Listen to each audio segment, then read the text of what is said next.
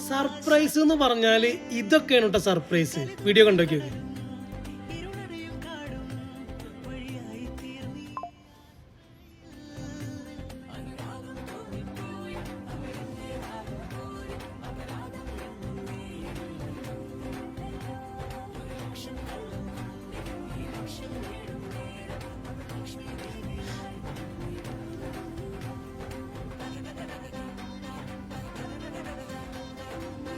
പുതിയ വണ്ടി ഇറക്കുന്നതിന്റെ ചാവി മേടിക്കാൻ വന്നതാണ് ഉപ്പി ഉമ്മയും.